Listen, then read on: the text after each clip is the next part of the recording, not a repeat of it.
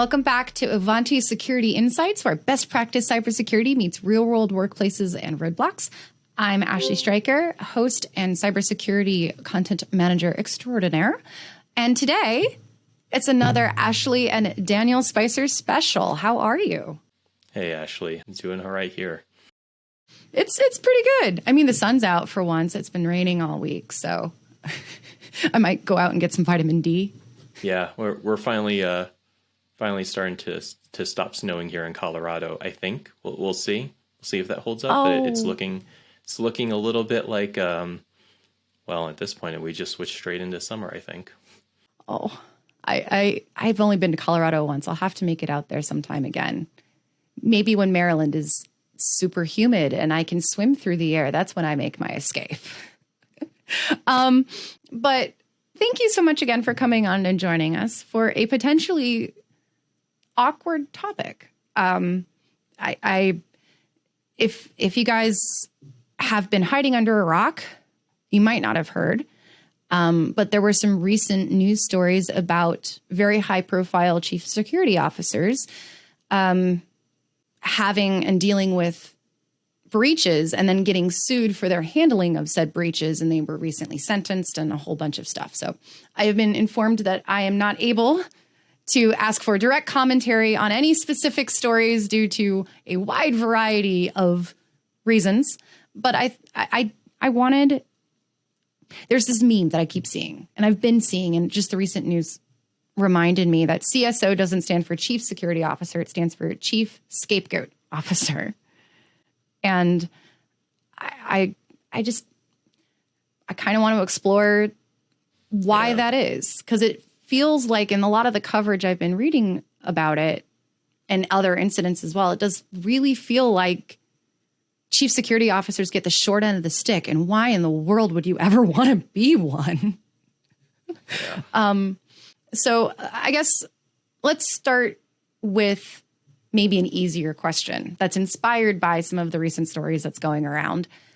What is the difference between an unsolicited bug bounty and covering up a breach? So it's still very difficult to prove that you're trying to be a good party in these situations and report a real security issue so that it doesn't become a bigger problem. Well, and part of the issue, too, from what I understand from the researcher community, is that oftentimes you're just screaming into a void, right? And so there's a temptation on the part of ethical hackers, let's just call it ethical hackers versus criminal hackers here, ethical hackers, to prove that this is a problem and to demonstrate just how bad this could be for a criminal hacker. So where for you would you draw the line between an ethical bug bounty and extortion for exfiltration? I think it even gets a bit more complicated than that, right? Because extortion, I would argue, is still a gray area in the middle between ethical hacker, third party reporter versus somebody who is a bit more on not quite a criminal but still malicious, right? Because where the lines are for extortion and payments is actually somewhere in between still.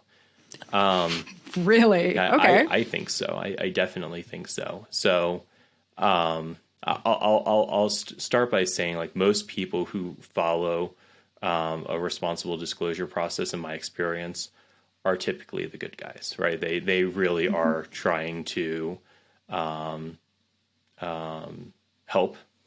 and there is an expectation by some of them to receive some sort of compensation for that effort. One of the issues that we have, right, is the amount of information we actually receive from these parties in order for us to go through an investigation and confirm, it was just the good guy who hacked this or broke into the system and nobody else, and trace back what said ethical hacker did during the time to confirm that he was ethical, right? And so there are some lines that get really blurry there. So for example, I've seen some ethical hackers who exploit a SQL injection vulnerability, right, and break in through a website, and access the backend database through unsanitized parameters, and can show that they can see the schema of that database, right? And then they report the schema as their evidence that they were successful. And that seems like a pretty clear line, especially if they can give me information like IP address and when they did it, so that I can trace that back through the logs. You can go and check your records. Exactly. I've got others who they pulled out an entire copy of the database and gave that to me. Right? Oh my God. And that is, and just so we're all speaking, this is previous experience. This is not, yes, this is not actually Ivanti. These are cases where my previous life as a consultant, I was asked to help with an investigation, and we were, one of the questions that our employer as a consultant would ask us is, was this a ethical hacker or was this malicious? And so, if you go and take the entire database, you didn't need to do that in order to prove, right? You're now making it a bit more question. You're definitely heading into extortion, if not malicious, right? Because if you don't like how I respond, you can do all sorts of things with that database. And even if you do like how I respond, you can still do that, right? So this is where you have to apply some logic, right? A lot of times, most times, you're not going to know enough about the party, right, in order to determine for sure if they're ethical or not. And then you have to base it on the actions that they've taken in the logs and how forthcoming they are with information to determine whether or not they're truly a good party, right? Sometimes people are just overzealous, right? And they get excited. Yeah, well, when you think about the origin of hackers, right? It's a can I do it and proving that you can do it rather than actual malicious intent, and sometimes that's still a challenge, especially for people who are newer into ethical hacking who just get excited. Yes, I was thinking that. Oh, man, I got the schema. Can I actually get the entire database? Right. So just to drive that example home a little bit more, it's definitely a challenge.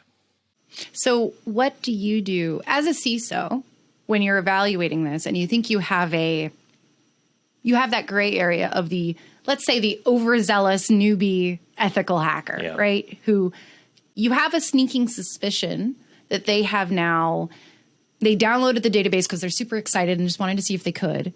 And they've reported to you in a way that was not exactly professional, clearly just excited and thinking about kudos. You suspect that this is that kind of a situation.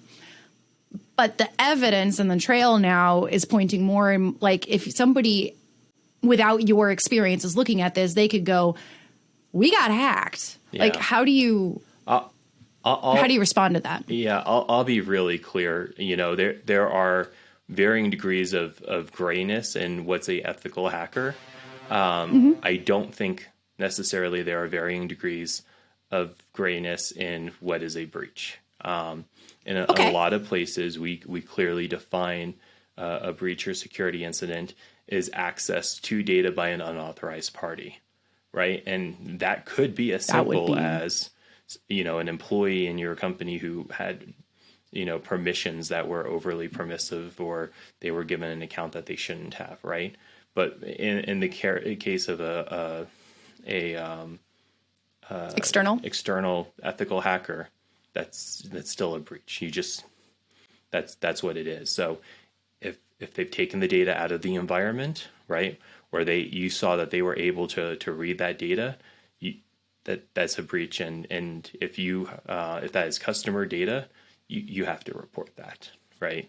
What does reporting look like? I know, so at Ivanti, we're a private company, and I know there's other requirements for like an SEC public reporting, and I know you've dealt with a lot of them as a consultant of both different flavors, varieties, and then it gets even worse if you're a government agency or a publicly funded sector infrastructure kind of thing. So, and I know the rules have been changing on this recently too, with different agencies getting their 3 cents in. It changes a lot. It depends on the company, and honestly, it gets very complicated when attorneys get involved, especially breach coach attorneys.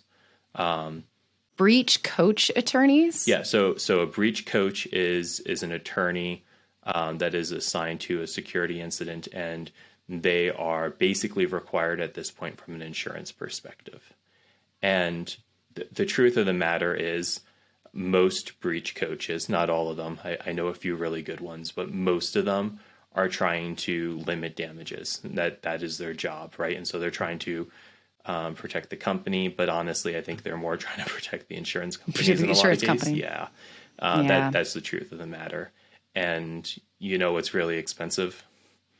Reporting a breach and getting sued for it. So, right.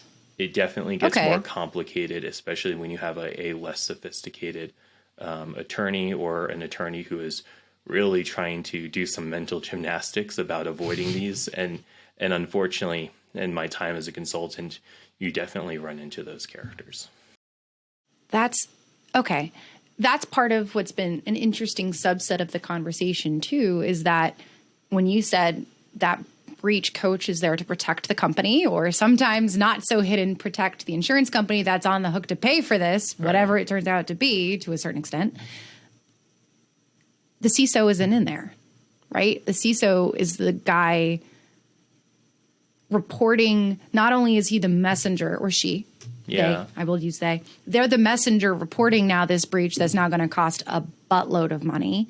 They're also the one who's ostensibly supposed to prevent the impossible, right? So true story, something that I don't share very often. I said I would never be a CISO or a CSO. Really? Yeah, I said that.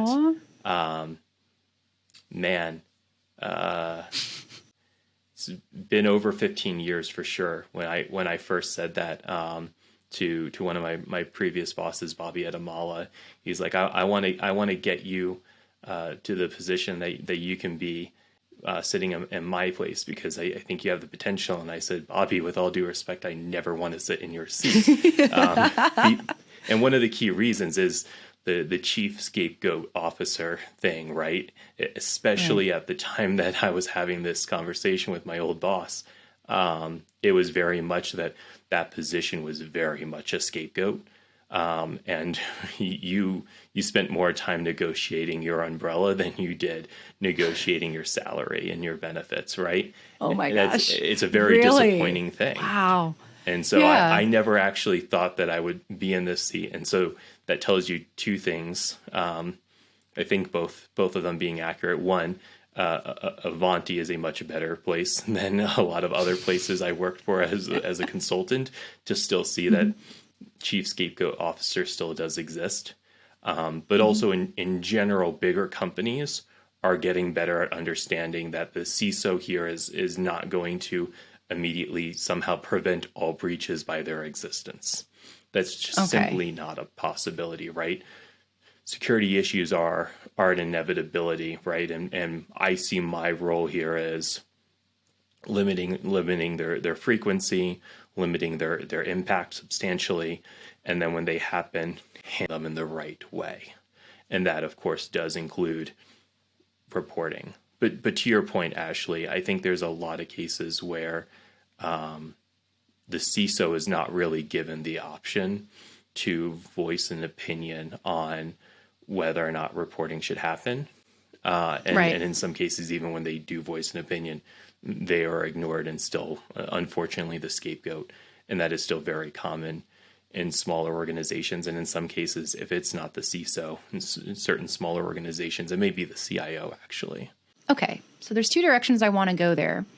But I think the first is going to be what is involved with reporting and to whom do you report?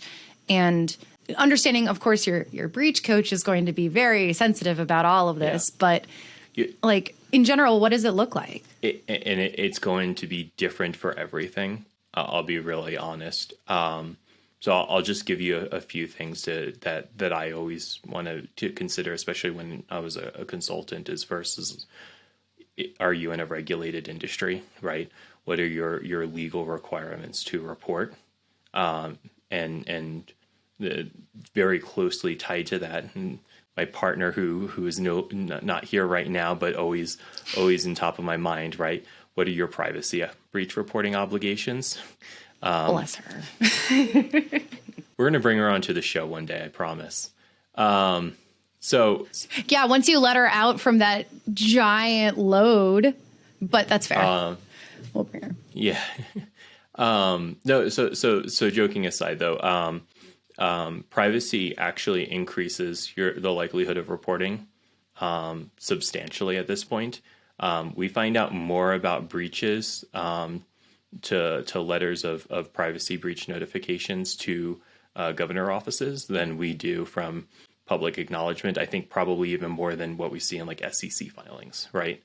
Right. So anyways. And whose privacy would need to be at risk? Like which database would our enthusiastic, ethical youngster have to have gone? Because if he gets my database of like acceptable content, so what I have to do with the privacy team, and thankfully the privacy team takes on a majority of this work now for us, right? But before privacy teams were really a thing, what you have to do is figure out where all of the potentially breached individuals are physically located, and then you can determine the requirements by state or country.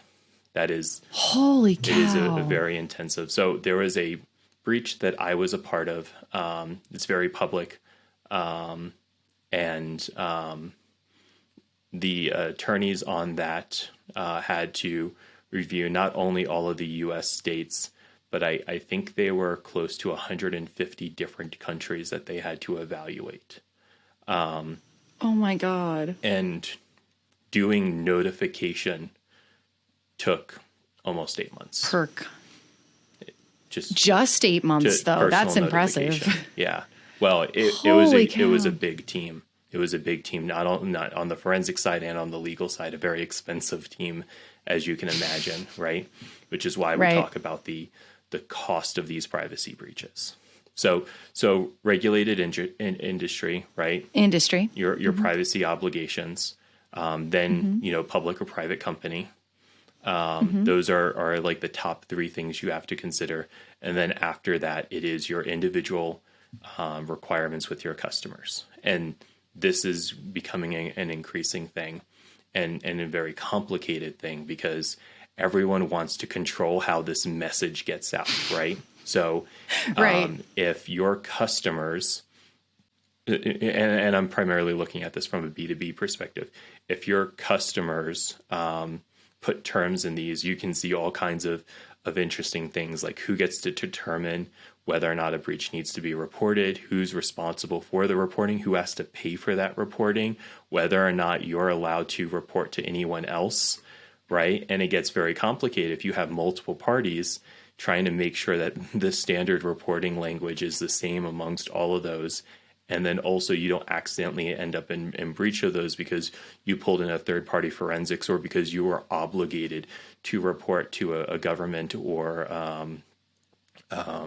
some other regulator or entity, right?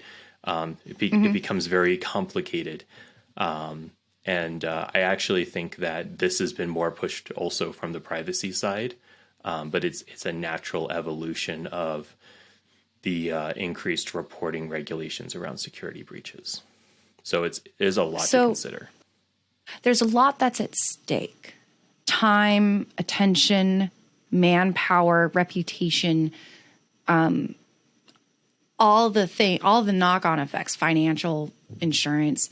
There's multiple different people, and if you're in a regulated industry, I can imagine you probably have government pressure about not wanting to be breached or seen as breached from a national security perspective. Or, there's so many secondhand influences, all of whom desperately don't want to breach in the first place. And I can imagine wanting to bury their heads in the sand that it happened at all to avoid that entire mess, right?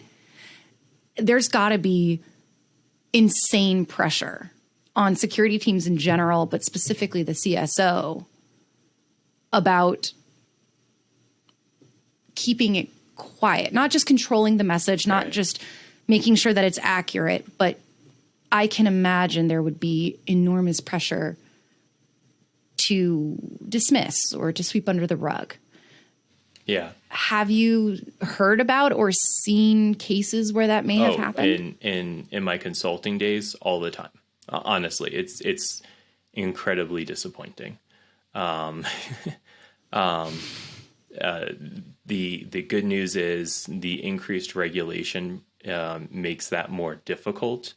On the other hand, you know, the pressure does intensify on security teams, and sometimes without the proper understanding or appreciation of what preventing a security incident actually entails in the first place. So I think this is something I actually talk to my downstream vendors and sometimes my customers, but mostly my downstream vendors a lot when they try to negotiate how what the requirement is for reporting. There was a case I worked a long time ago.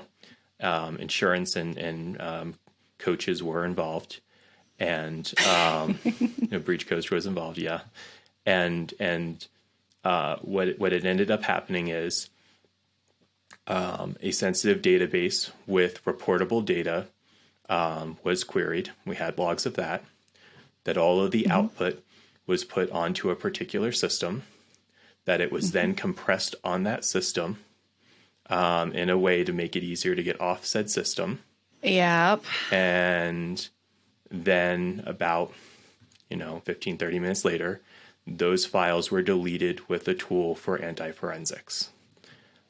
And there are no firewall logs. So there's no record that the data left the system. So technically, you don't have proof that it didn't leave the system, but you do have evidence of all of the prep work and everything before and after, right? And can you imagine? But you have. Can you imagine the dilemma that is now there, right? Because it is possible and valid, for example, for that data to not left the system. Maybe it wasn't possible, but there was clear intent here, right. And. So, I mean, from a security perspective, you can just take lessons from how they got in and fix up that whole whatever, right? But from a reporting, can I ask what happened? Can you say what happened? I can tell you that the breach coach was opposed to reporting, and that's where I'll leave it. And I was very loud about that. And this is a story that I now tell my vendors and my customers. I'm like, I don't actually care if you have evidence that the data left the system. If the threat actor ends up on a system that has Ivanti data, you need to report now. That is that is the obligation I am pushing on to you to help me make sure I understand the risk to any data that a vendor of ours may hold. I have another really interesting example here, and the absolute same scenario, but in the reverse. So it was a ransomware incident on a very small company, and they had a very small internet pipe. And so the threat actor for the ransomware tried to say that they had stolen all these backups. And we're talking like hundreds of gigabytes of data over the weekend that they had told me they stole. Right. But I found evidence of the threat actor accessing getting jammed up at the... They actually accessed a speed tester. I found the browsing history on the box, and the way that they stored the speed test results so that you can share it with somebody allowed me to pull up the results that the threat actor used to test the speed of the pipe, and we did the math. It was impossible for them to get the data out. It was literally... They got jammed up at the start. It was literally impossible. And so we were able to forensically prove these guys just deleted all your data and encrypted it. They did not steal anything, right?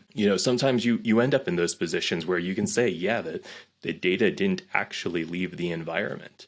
But, you have to be really, really confident. We did a lot of math, a lot of real testing over several That's days amazing. to prove that it was never going to be possible. And then we were able to get to a level of confidence that you had a ransomware incident, but you didn't necessarily have a data breach, right? Right. And so the situation is different. So it is difficult. It is difficult. And there is a lot of.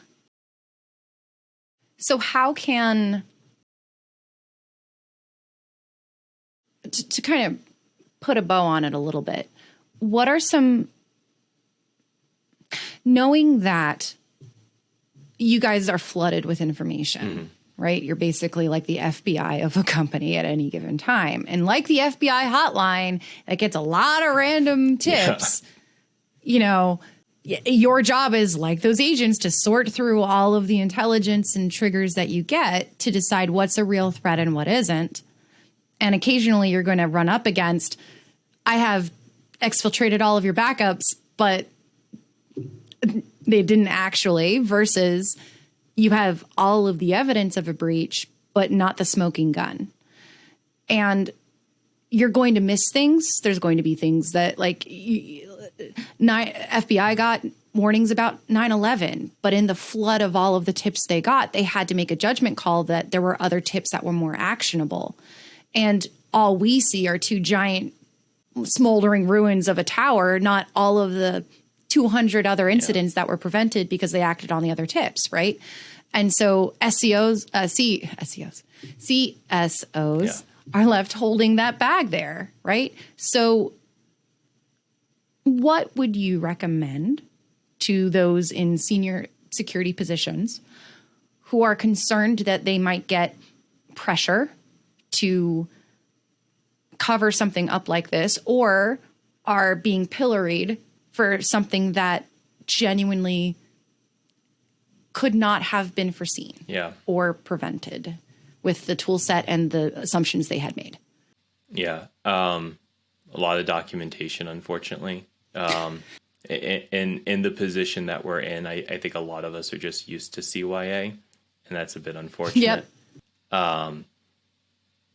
But honestly, the best advice that I can give starts at the hiring. Make sure part of your interview process for a CSO or a CISO position, or even if it's like the buck stops with you from a security perspective, and you're like the director of security reporting in the CIO.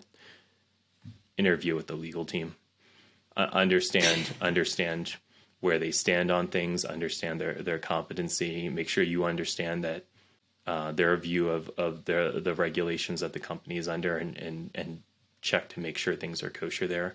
I can't stress enough how important the legal and privacy partnerships are with security in these kinds of situations. So that is my best and number one advice. Is probably there. But for everything else, if you do get fired as a result of a security breach and you become that scapegoat, I think there are ways to tell that story to other companies to still be a good person to hire. And a lot of very successful CISOs and CSOs are the battle-worn ones, right? People who have actually been through these fires and had to handle a breach.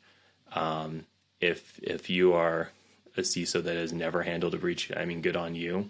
Congratulations, you're really lucky. But I actually don't know that that's a positive in this world anymore. I think that having that first breach experience is so critical and so important that you shouldn't be afraid of having that experience and going through that fire and earning your stripes, if you don't mind the metaphor. I think that's really nice. I'm going to say this now with a recording stamp of the date and the publication day. I would never want to be a CSO. You guys have a rough gig. And I've really admired the way that you and Amanda and the rest of the security team have been very open at Ivanti and actively in training and with us as end users, and the amount of buy-in that you have with the C-suite has been very lovely to see. And I would like to say that because we are a cybersecurity vendor, I shouldn't have to be amazed by that. But I have a sneaking suspicion that it's a genuinely laudable situation. So, plus you guys have a great sense of humor. I think it's a little bit of gallows humor. A little bit.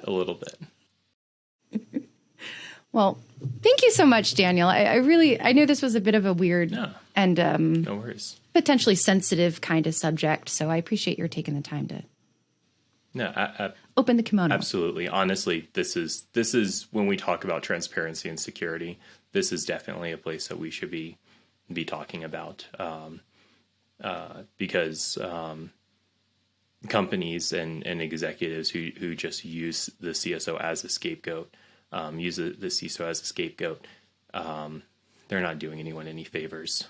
That doesn't actually make the company better, unfortunately. No, that just means that they've now wallpapered over the glaring hole in the wall. So, well, thank you again. And thank you for listening. And I hope none of your holes get wallpapers. But if you do have a story about that or would like to share or have more questions for Daniel, find us. Ivanti happens to be on just about every social platform except possibly Mastodon. Crossing my fingers for that one. You'll find us at Go Ivanti, Ivanti. And if you liked what you heard, if you need to cheer up a coworker who's under some pressure themselves right now, or thought this was an interesting food for thought, please feel free to share. The more people who download, the more the algorithm likes us, and we can get this message out to more people who need to hear it. So with that, thanks again for listening. We'll talk soon. Stay safe. Bye.